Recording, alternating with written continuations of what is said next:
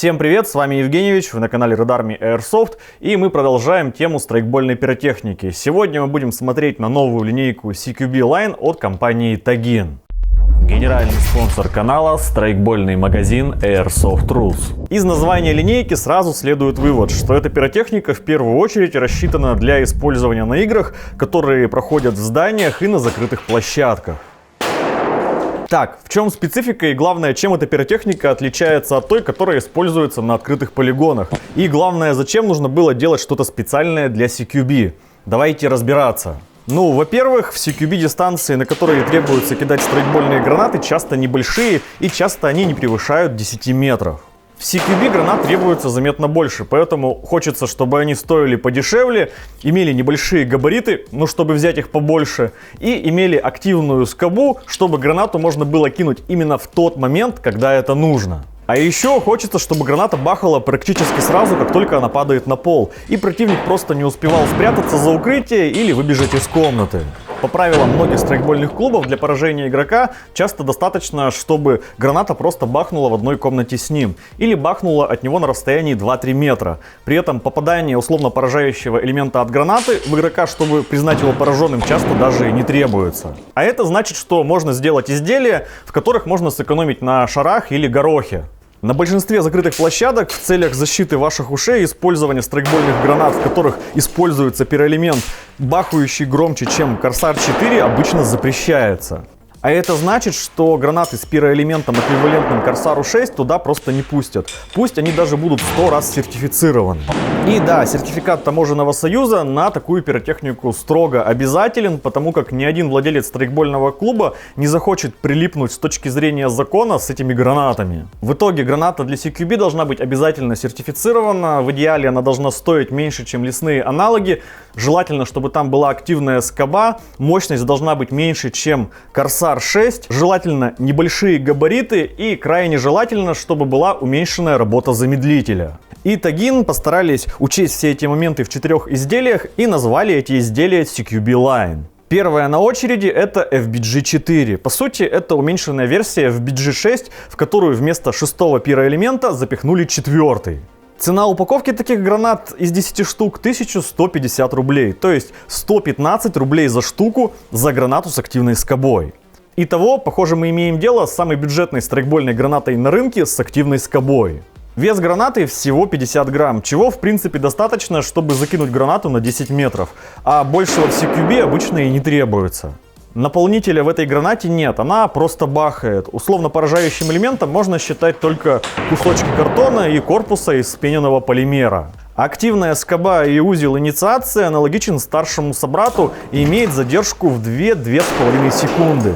То есть граната бахает через 2,5 секунды после того, как вы отпустите скобу. За счет короткой задержки граната бахает практически сразу, как только падает на пол. То есть успеть среагировать и уж тем более успеть убежать от такой гранаты практически невозможно.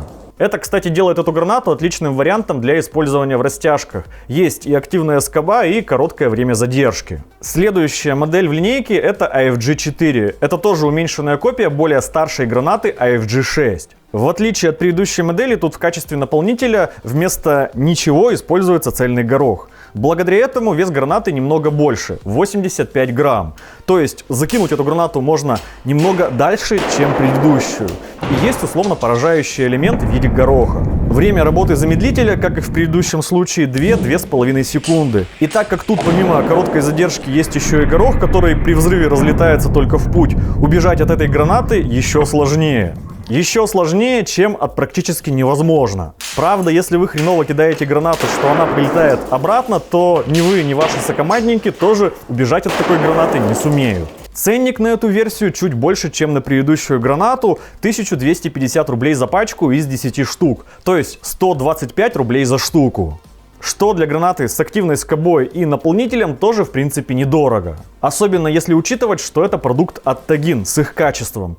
Напомню, что уже несколько лет по версии Airsoft Player Choice Awards Tagin держит звание лучшего в мире производителя страйкбольной пиротехники. Габариты изделий 120 мм в высоту и диаметром 42 мм, что позволяет размещать эти гранаты в подсумках для вогов и в бандольерах. А все это значит, что вы можете набрать с собой этих гранат приличное количество. Для зданий эти гранаты хороши всем, кроме антуража. Ну, потому что реально существующих боевых аналогов этих гранат, разумеется, нет. Отдельно они, конечно, похожи на флешки, но все равно они другие, как минимум габаритами.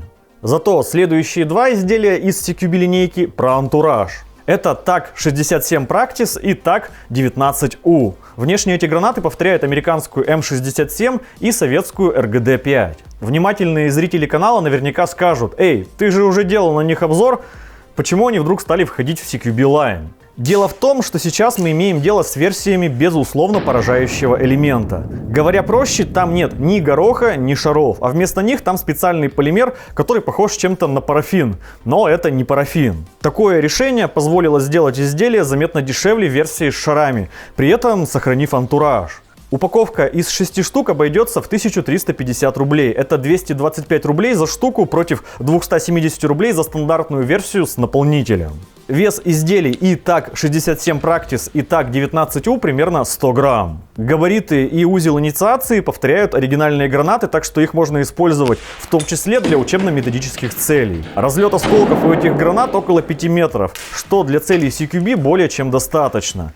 А за счет веса и округлой формы их можно закидывать так же далеко, как и полноценные аналоги с наполнителем.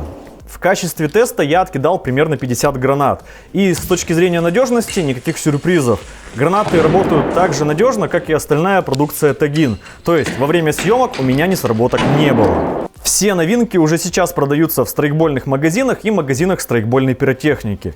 Пару ссылок на такие магазины вы найдете в описании. А у меня на этом все. Как всегда, предлагаю обсуждать видео в комментариях, ставить ваши уверенные пальцы вверх, потому что я старался. Не забывать подписываться на канал. С вами был Евгеньевич. До скорого!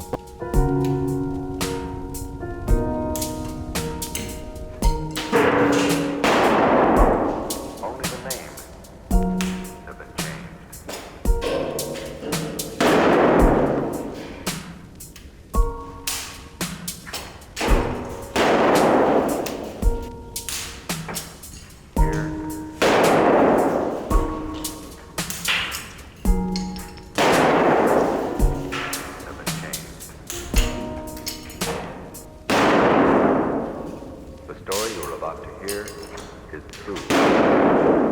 Only the names have been changed.